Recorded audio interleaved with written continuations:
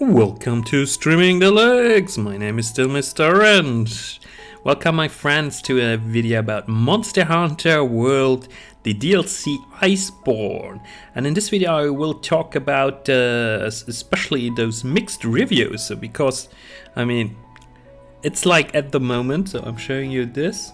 If we go on the stats, as you can see here on the stats, it has a peak today, or is having the peak currently of 276,700,000 players simultaneously. So that's pretty amazing, my friends, to be honest. So, and still and it's also one of the top selling games, as you can see here, one of the top selling games. And if you really want to see the top sellers, even included the games that you have yourself, which is important in order to really know if a game is a top seller. And you have to click here on the top selling, and then you can see it. So even this is the first top seller. Yeah, it's a top seller on Steam. Has like a lot of players, but yeah, only mixed reviews. And in this video we're trying to find out what's going on here. What's going on here, my friends? So in order that you're not going to be disappointed, I'm not showing you now a gameplay footage of the title. I don't have it myself. I have Monster Hunter, but I don't have the DLC myself yet. I'm not really sure if I shall get it, so therefore I want to take you with me to find out if this is actually if it's actually worth it. So yeah, first things needs to be stated. So it came out the 9th of January and it cost around about 40 euros, 40 US dollars. You can get a digital deluxe edition for $50, 50 euros. And you can even get a master edition for 60, and then even yeah, I mean that's like crazy. So I think that's only for the DLC, you can get a Master Edition Digital Deluxe, 70 euros. So you can actually buy, the whole bundle. You can buy a bundle for 70 euros. This has done all of this stuff here.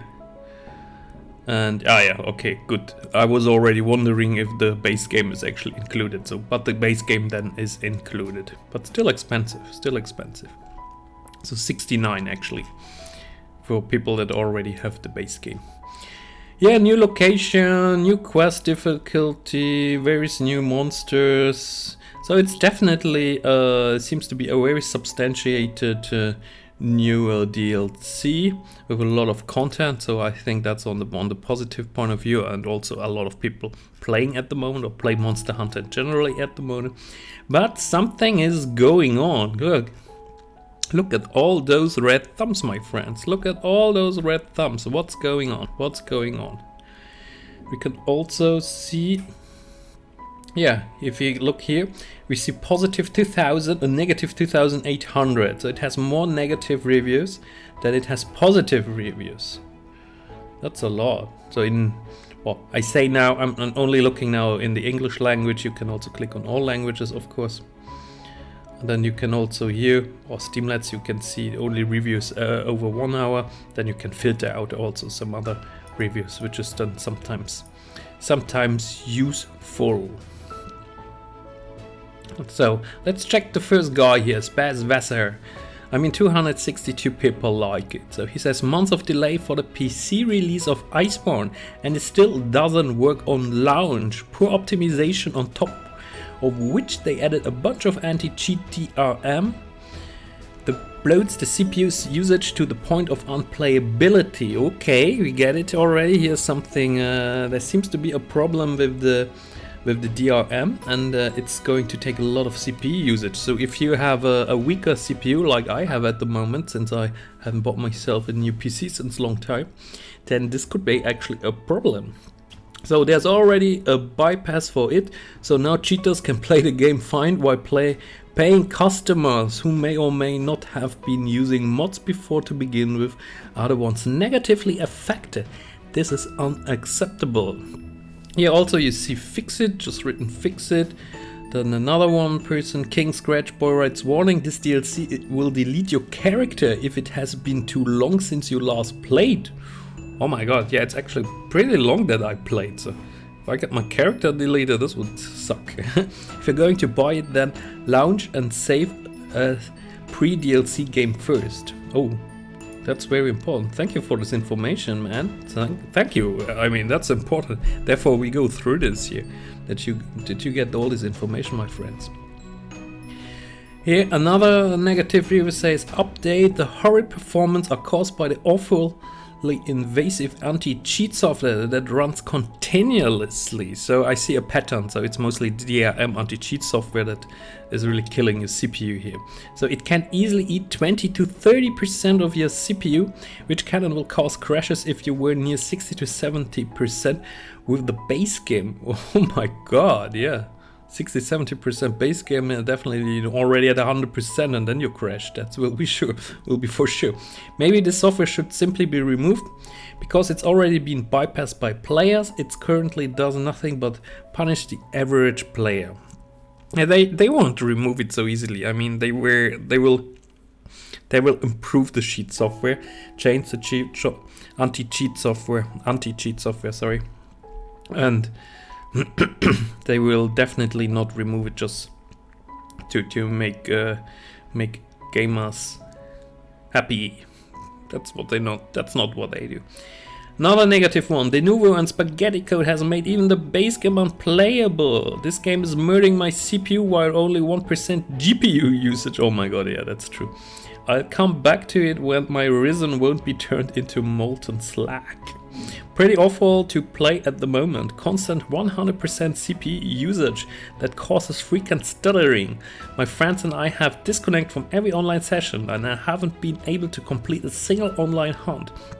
If I want to love the game and really delve into the expansion, but these issues are preventing me from doing so. Yeah, especially if you want to make videos, that's going to be a bit difficult. Like with OBS, for example, you make a video and then that, because it is really CPU heavy, normally the program, and then playing the game at the same time, and then the anti-cheat software and then the video program over it. Yeah, mid-range PC will definitely have some problems. So, a positive one, Midnight writes a positive one. I have to admit I have my concerns about the technical issues and severe lack of optimizing, even though once again they delayed us so hard, but still they didn't make it. But once I got playing, this expansion is amazing, the new hub is spectacular, the monster lineup so far is a mix of hard-hitting classics and new challenges from old world foes. Seriously recommend this expansion. Give them a few weeks to iron out the serious performance issues and it will be amazing for everybody. Yeah, so he says it's in general good. So Penguino writes a nice review. What is he saying? Constant 100% CPU usage issue. Not happened on my PC yet, but the base game often goes wild up to 90 to 100 CPU usage. But on but on Iceborne, frame rate and temperature on my CPU and GPU are much cooler than on base game. 100% CPU usage on only occasionally and doesn't make my game freeze. So he likes more monsters, more difficulty, more variety, choice of weapon armor, stick weapon armor design. My PC still can run it on high. Probably another 1,000 of hours to play. Yeah, probably if you played the previous one a lot. Oh, now comes the negative one. Capcom reset my keybind. Oh, I hate this. An IB default keybind is worse than the base game. Capcom said it has improved mouse and keyboard control. On mouse, yes, I notice almost no lag input unlike on the base game, but on keyboard doesn't feel any different. Still a slightly bit lag than with gamepad controller. All of HRAT Cold Armor weapon become trash and monsters run away, so I actually don't really know all those abbreviations since it's kind of a long time that I played the game. Having Clutch Claw, so he seems to be a professional, so he really knows it. So negative here, positive here. While I have heard a lot about technical problems at launch, I've had none of such. The new area is wonderful, it looks fantastic, and there are a lot of cool new monsters. The addition of Master Rank really adds so many to the game, and you get to fight the old monsters who have been equipped with new moves and a lot of new ones too. And while I had some critique about the endgame weapon variation for the different types, it appears there are a lot more weapons here, which is a big plus for me. Overall, my experience in this expansion, it is worthy of the title expansion rather than the DLC, as it almost doubles the amount of content. It's been great, and you're a fan of the base game, it's definitely something for you. Okay. He starts with the negative. The keybinds are atrocious, so after about an hour of fudging around and getting something workable, I was able to enjoy the rest of the game. It's a masterpiece worth every cent so far. The added clutch claw mechanics took some getting used to, but once you do it, it is crazy fun and super satisfying. The added monsters, both new and old, are great additions so far. Really well done despite some of the problems. Capcom did it again. Nope, sorry, but I have to not recommend because of last mission. I wasted 50 minutes to hunt the 2.6 times AP. So health point last boss alone could not SOS without info. The last boss instructions next level. Alright. He got some problems. I'm not getting the issues many have, but that doesn't mean it's not happening. My CPU usage did go up.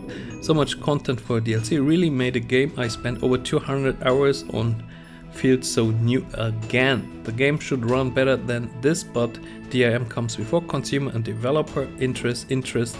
Again, corporate crap. Technical review, only technical review here. I mean, here's nice specs. It's a nice mid-range i7 4770K CPU Intel. So, and he says the game after the Iceborne expansion suffers of stuttering and poorly uses CPU resources. The problem seems to be the new anti-cheat system, which constantly scans all game files, causing the CPU being under full load. Okay, yeah. That's a good explanation finally. Capcom seems to be aware of the issue and they will probably release a fix. For the moment, I strongly recommend to buy this expansion only if you're aware of the potential problems. So yeah, the constant scanning of all the gaming files of this stupid anti-cheat programs. Yeah, it's annoying. Some other games have it too. Do not touch Iceborne with an 80-foot pole. Do not even consider buying this DLC until it has been patched so often that it's been blackened and bruised. Fix, please. So that's it.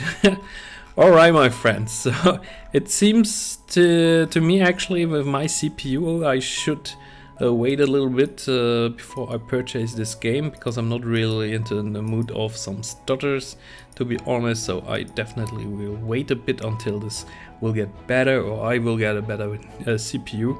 For mid-range CPU, or I have actually a low level CPU, a 3720 Intel i7, so that's pretty old CPU, 6-7 years old. I can play all of the games, but here it seems that I will get some issues even with a very powerful GPU at the side, but there's my bottleneck. Alright, so if you enjoyed this video, give me a thumbs up for the YouTube algorithm, of course. So like my video, give me a sub to the channel if you enjoy my work here on the channel. And if you enjoy this video especially, and you just want to tell me something, write it in the commentary section. I mean, most of you never do it, so but this would be great. So I mostly answer to each and every comment there, and yeah, that's what I do. So this was Mr. Orange String Deluxe. See you next time, guys. Bye bye.